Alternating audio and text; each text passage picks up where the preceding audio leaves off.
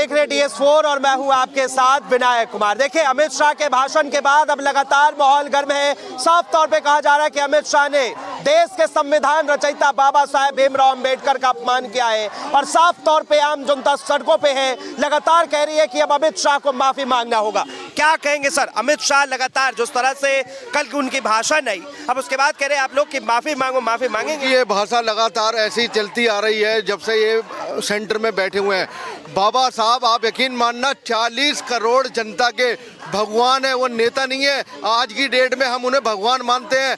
जितना भी बदलाव आया दलित आदिवासी लोगों में, वो बाबा साहब की देन है। ये समझ नहीं रहे, इनका एक बयान पूरे देश में तबाह कर दे बीजेपी को। दिल्ली में अमित शाह का ये बयान बिल्कुल सफाया कर देगा। दिल्ली के अंदर देखना, 70 की 70 सीटें अरविंद केजरीवाल हम लोग लेके आ रहे हैं। 70 की सीटें सिर्फ इनकी वजह से, इनके इस बयान की वजह से इन्होंने अपमान किया है 40 करोड़ जनता का। जो आदिवासी हैं, हमारे दलित भाई हैं, उनका अपमान करा है। तो आप लोग सड़क पे उतरे हैं, मांगे क्या है आप?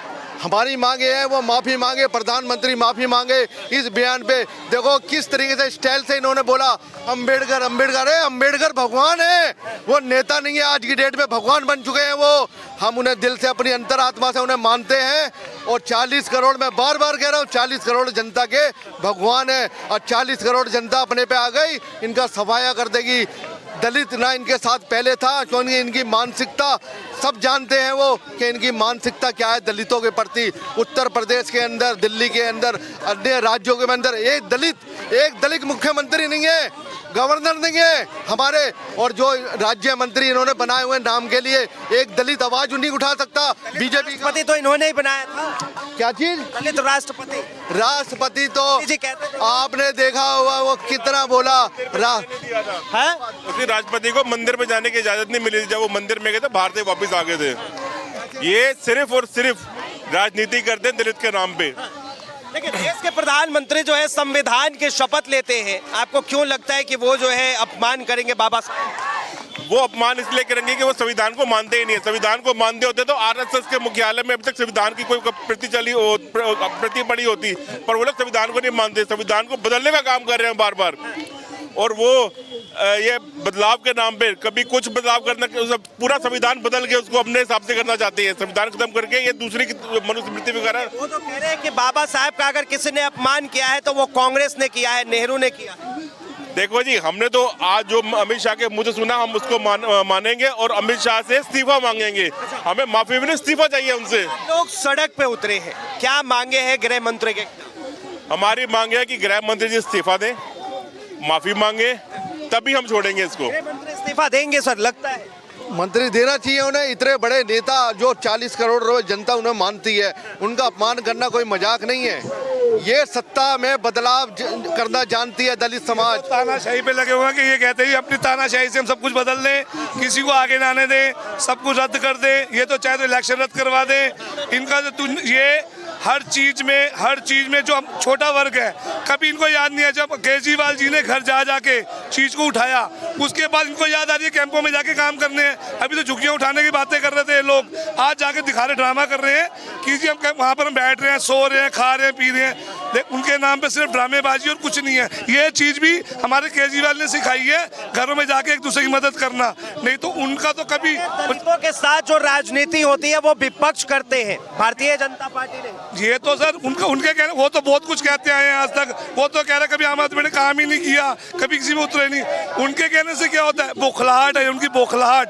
जो इनकी बौखलाहट हो रखी है कि इस इलेक्शन में उनको पता है कि कुछ नहीं होने वाला, तो कोई ना कोई ऐसा बयान करे ताकि इलेक्शन में कुछ हो जाए। इनका तो वर्चस्व भी यही है कि हमेशा बदमाशी। और आप बताइए, हमारे जो आम आदमी पार्टी के केजरीवाल जी हैं, चाहे मनीष सिसोदिया, ये काम कर रहे हैं एजुकेशन पे, हेल्थ पे, लोगों की समस्या समझते हैं, महिलाओं की समस्या समझते हैं। आप बताइए, इनका कोई काम बताइए जो ये कर रहे हैं। ये सिर्फ लोगों को बदनाम करना। देखिए बार बार अंबेडकर का नाम लेना भी तो एक फैशन बन गया। वो साफ तौर पे कह रहे हैं, अमित शाह ने कहा कि अंबेडकर का नाम लेना सिर्फ एक फैशन बन गया है। सर अगर कोई हमारा जो दलित पर हमारे जितने बंदे हैं हमारे भाईचारे में हैं, फैशन क्या हुआ? अगर ये भी तो क्या करते हैं, मोदी मोदी नाम पे तो वोट मांगे, भी तो फैशन है। फिर हर चीज काम तो करना नहीं, केजरीवाल हटाओ, काम दिखाओ ना अपना। केजरीवाल जी ने खुद कह दिया कि जब मैं अंदर था तब काम कर देते, क्यों नहीं किया काम? बस बदनाम करना है। क्या किया? सुप्रीम कोर्ट ने भी फैसला दे दिया ना, बाहर आ गए ना, कोई साबित तो नहीं हुआ कुछ।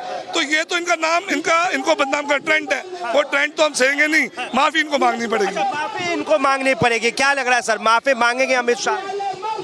बाबा साहेब केवल कुछ वर्ग के लोगों के नेता नहीं है, बाबा साहब पूरे भारत के नेता और बाबा साहब पूरे भारत भर के महापुरुष हैं। पूरे भारत उनको मानता है। ये इन्होंने बहुत घटिया बात करी है, जो मोदी जी और शाह जी ने मिलकर ये बाबा साहब का अपमान करने की साजिश की है। इसके लिए उनको सार्वजनिक रूप से लोकसभा में ही माफ़ी मांगनी होगी, लोकसभा में माफ़ी मांगनी होगी, साथ ही साथ इनका इस्तीफा होगा, वरना देश की सड़कों पर सभी अम्बेडकरवादी आने वाले हैं। सवाल उठ रहे हैं कि अभी जो है अमित शाह को माफी मांगनी पड़ेगी, लेकिन वो कह रहे, बीजेपी कह रही है हमसे कोई गलती नहीं हुई, माफी किस बात?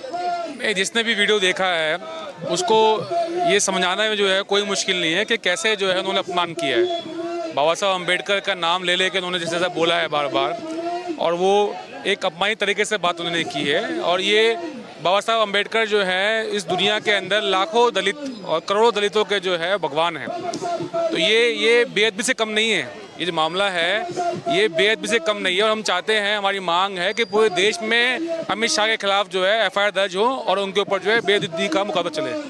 देखिए लगातार वो कहते हैं कि हमने अपमान नहीं किया, संविधान की जिन्होंने शपथ खाई है वही संविधान रचयिता की अपमान करेंगे। वही तो हम कह रहे हैं, इसलिए हम कह रहे हैं कि गृह मंत्री जी ने जो है एक बार फिर जो है इस मंत्री पद की जो है गरिमा को जो है गिराया है। उनको जो है इस्तीफा देना चाहिए और देश से माफी मांगनी चाहिए। बहुत बहुत धन्यवाद तमाम जानकारी के लिए।